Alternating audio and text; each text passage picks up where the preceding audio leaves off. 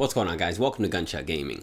Grand Theft Auto 5 has now been released for next-gen consoles. Let's talk about it. So for some reason you've lived under a rock for these past couple years and don't know of Grand Theft Auto 5, one of the biggest video games to ever come out, which has made Rockstar Company billions of dollars. Did you hear me? Billions of dollars. Yeah, it's every company is striving for the success that Rockstar has seen with Grand Theft Auto 5. Their online has just been insane. The amount of money they make off that game with people buying shark cards and wanting to do everything in there, it's ridiculous. And also, it's probably a reason why we haven't had any news about a Grand Theft Auto 6 being made until just recently. Many years we've gone with zero knowledge of Grand Theft Auto 6. But with the success of Grand Theft Auto 5, we have now seen it release on the Xbox 360 generation, the Xbox One generation, and now the Xbox Series X generation, or as well as the PS3, PS4, PS5 generation. Yeah, lot easier naming on the PlayStation side. So, you know, it's kind of insane that they've gone through 3 console generations, and now it has officially launched on next-gen consoles. I just recently got to check it out, actually last night for the first time, and I was pretty impressed with what I played. So for me personally, I played Grand Theft Auto 5 when it first came out on the Xbox 360, and I was blown away. At that time, it was the best game I feel like I had ever played, especially when it came to story, the way they integrated 3 characters. They just did so much, and that worked so well. Granted, when the online launched, it was a little bit of a rocky mess, but man, did they turn that around. When it did launch in the Xbox One and PS4 generation, the biggest thing they introduced was first-person mode, as well as obviously things were enhanced visually. So then I once again bought Grand Theft Auto 5 at that time I bought it on my Xbox One and played through it again, and you know, dabbled in the first person. It's cool. It's more of a novelty for me. Like Grand Theft Auto is a third-person game. That's what I want out of that game. But once again, played through again because it's a beautiful game. I have not touched it really since then when it comes to the story mode. Now, I did end up playing a lot of Grand Theft Auto Online during the when we were in the heat of the pandemic and we were all on lockdown. I really got into Grand Theft Auto Online during then because I had nothing else to do. I was like, oh, this is my job. I'll just, you know, work in Grand Theft Auto Online. But had a lot of fun there. So when I saw that they were going to release it on next-gen consoles, I was really skeptical as to what they were going to do that would make us want to purchase this game again. So once Rockstar finally released news about exactly what they were bringing to the table for their next-gen releases for Xbox Series X and PS5, it was a lot about, you know, just graphical enhancement, you know, getting 4K 60 frames per second, just really making everything look a little crisper, cleaner, smoother. Nothing else major. You know, I was expecting, because when we saw from the 360 to the Xbox One generation, we got first person mode. It was like a whole new big thing. So I was like, okay, what's going to be the big thing here?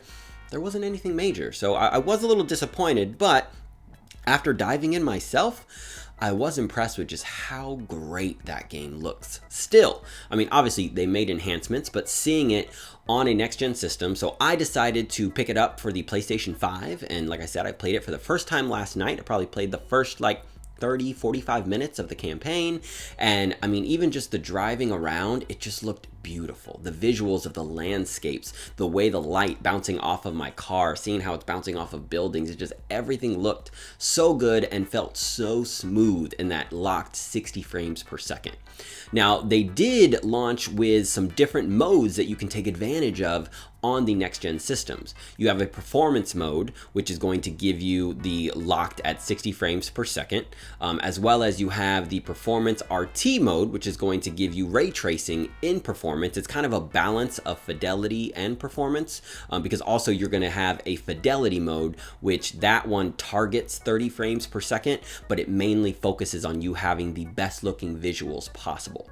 Personally, after jumping through all 3 of these, going through fidelity, performance, and performance RT, I enjoyed Performance RT the most because I felt like I still got the benefits of really seeing the beautiful lighting with ray tracing and seeing just the way everything like hit from the sun still felt gorgeous while getting that locked 60 frames per second. So it was just buttery smooth driving those cars around and just seeing the way, I mean, everything was looking. It was just, once again, I was kind of taken back that like, man, this game is this old and still holds up. Even going through that opening credits, going through that opening scene, I'm just like, this is what developers should be striving for. Granted, that's just me personally. That's what I feel. That's what I love about gaming. I love, you know, single player story driven games. I have a lot of fun with my multiplayer games, but man, do companies like Rockstar and like Naughty Dog just knock it out of the park. And now, man, Insomniac killing the game. Like, that is my, like, chef's kiss of a game. That's what I want more of.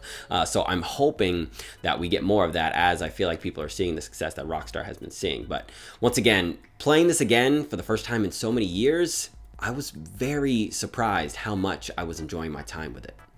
Now, in regards to me being a little disappointed with hearing that there wasn't any major new gameplay feature to the next-gen versions of Grand Theft Auto 5, while granted, you know, I understand that developers take a lot of time and a lot of effort to do all the graphical enhancements, and obviously one of the big things is the load times. I mean, making load times get so minimal is amazing. That was one of the biggest pain points of Grand Theft Auto 5, especially Grand Theft Auto 5 Online. It would just, everything took forever, and they have reduced things from minutes to seconds. It's insane. So it's great to see that, and thankfully the power of these new consoles that really make that happen. But while wanting something to really kind of make my experience get enhanced, I decided to buy it on the PlayStation 5 so I could see how the DualSense controller played into that experience. And once again, I was very happy to see that it did. I mean, not only feeling the resistance of the triggers, but also just that haptic feedback, like especially when I was driving, and the difference of feeling driving on regular road to then going over a bridge to then going on dirt. Like, everything felt different in the way the controller felt. Even when the sprinklers were going off in that opening scene, once again, feeling the raindrops on my controller. Like, that is what I'm looking for, because if I'm going to play Grand Theft Auto 5 again, I want something that enhances my experience or makes it just a little bit different. Deep down, I was hoping we would get some type of like VR announcement, like play Grand Theft Auto 5 in VR. I'm like, yes! But that didn't happen. Maybe, I mean, who knows? PSVR 2, maybe when that comes out. PlayStation's obviously super close with Rockstar. They got a deal going on. I'm still praying that one day maybe we'll get that announcement, because that would be phenomenal. Even though we are currently getting Grand Theft Auto San Andreas is being developed for Oculus Quest 2. So still very excited to see what that is. But that's besides the point. What I did play felt great with the DualSense controller.